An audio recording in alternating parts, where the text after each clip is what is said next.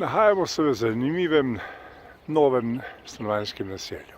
Lepo, prijazno je zanj ali pa za kvadratni meter tega bivalnega prostora. Tukaj odštejejo kupci tudi do 3000. No, tu je starejši objektov, ki je seveda cenejši. A naš namen ni to, da vam pokažemo te objekte, ampak da vam pokažemo ta objekt. To je razpadajoča zgradba propadlega gradbenega podjetja Kraški zidar, ki je krita s salonitkami, ki razpadajo in jih veter ali pa del le-teh raznaša tukaj po okolici. Vendar, ko je ekološko naravnana državljanka opozorila inšpekcije, da se to dogaja, so z odločbo, ki jo boste tudi imeli možnost videti, zapisali, da je vse ok in vse pravilno. Se v bistvu naj bi ta ograja, ko vidite tukaj, ta zelena ograja,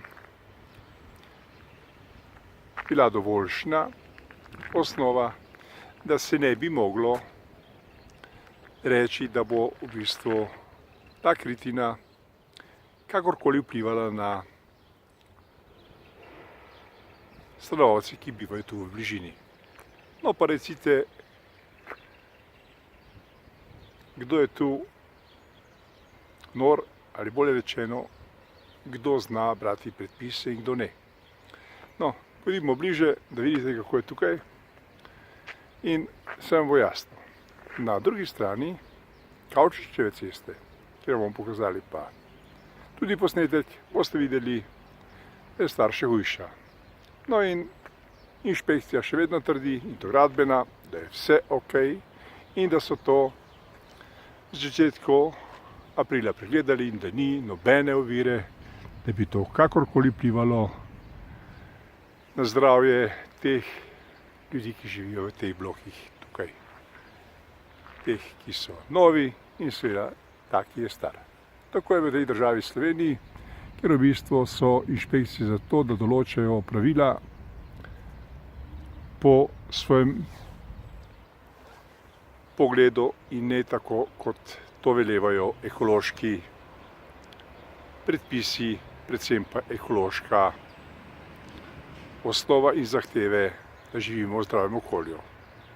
Samo da vidite, zakaj